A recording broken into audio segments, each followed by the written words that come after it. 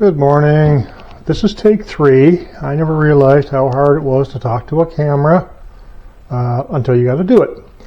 My name is Daryl. This is my first video. I'm going to be doing some motorcycle stuff, maybe some Jeep, side-by-sides, but mostly motorcycle stuff, I think.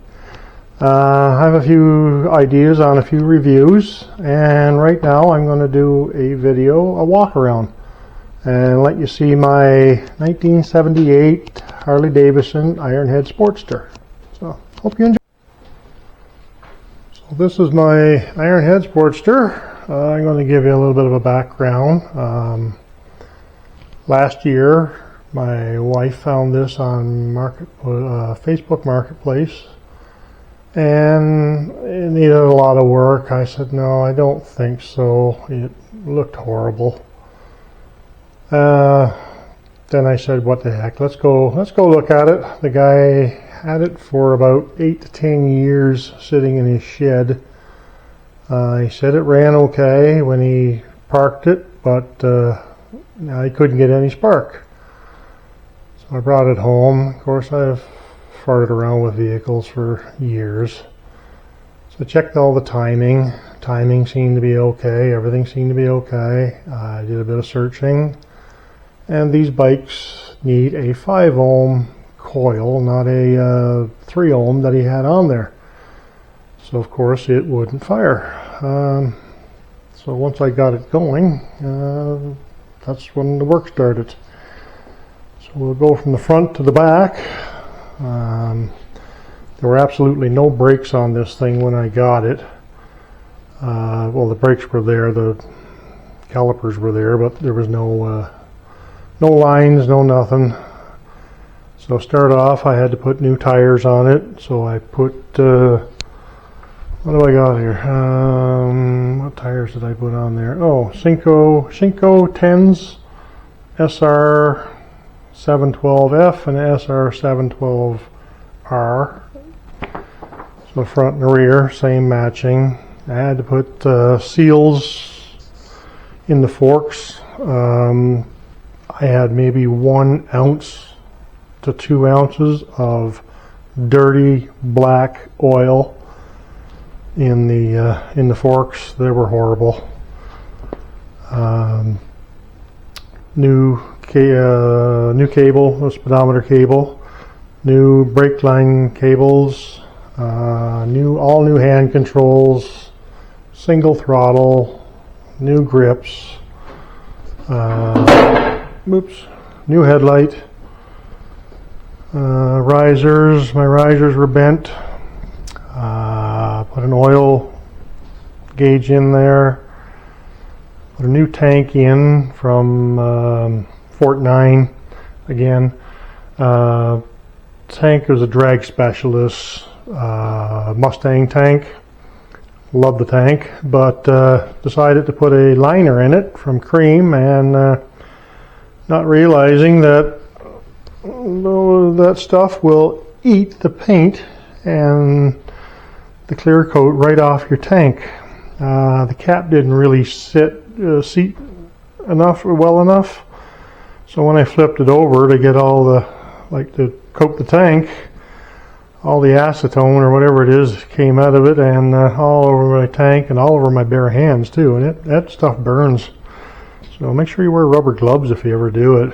So I wrapped the exhaust. I had to put baffles in this thing. Just starting it, it was extremely loud. They had forwards on it. I did the linkages myself. I welded up the little pieces and bits and parts and drilled holes, put the controls through. Rear master cylinder, where there was none. There was neither one. I got that one off of eBay, rigged that up myself, made a bracket there, a plate. This thing was in an accident or something.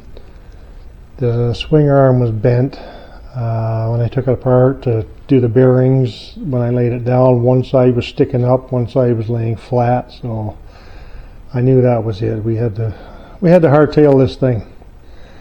axle. I had to beat the axle out of the rear end. It was bent so bad. Like, you could roll this thing and it would thump, thump, thump, thump on the bench as it was rolling over. TC Bros oil tank. I got that from Perth County Moto up in Ontario.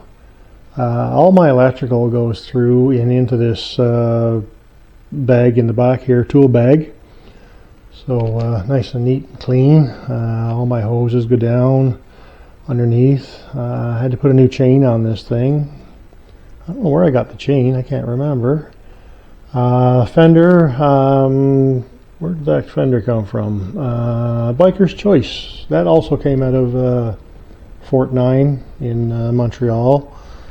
Did I mention the breather? That's, I think that came out of, yeah, it was Fort 9 as well. Handlebars came with it. I had to put new risers on. The risers were bent, so I think she did go over pretty hard. I made my own sissy bar. The tail light and license plate bracket were the one that goes on the side here, the side mount. I didn't like that, so I put it up there. Just a cheap set of inexpensive set of rear tail lights, signal lights I mean, on the back there. Put my caliper facing down. A little tricky to get it bled. You have to bring it up around the top, bleed it, and then you can put it back down under. But it worked out okay. It was good. Welded the brackets on, put a new battery in there, painted the battery so it looked a bit black.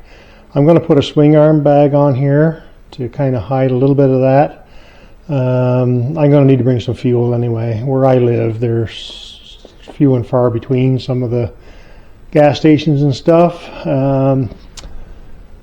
Just in the Amazon fuel filter housing. Like I said, I did all my own controls. I just cut those. The shifter, I welded that one back together from two different bars I had. Little tiny horn on there instead of that big cow horn off the side here. I don't like those things. I hate them. New cable, clutch cable. First time I pulled the clutch cable, it actually snapped right there. Don't mind my man band-aid.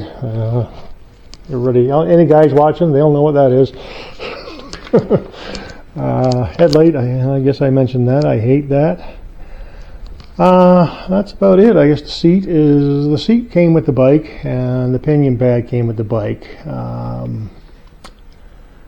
I don't know what else. Any more questions? I guess you can just ask. Let me go try and fire this thing up, and I can let you know how it sounds.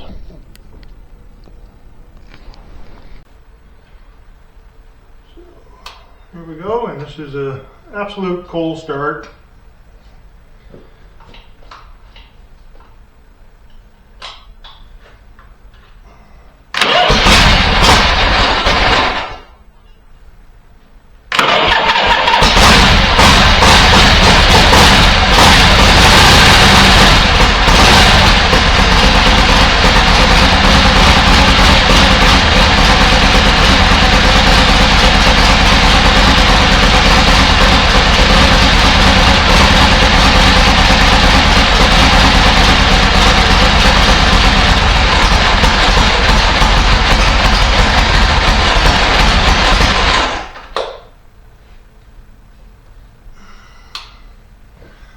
I love the sound of that old girl.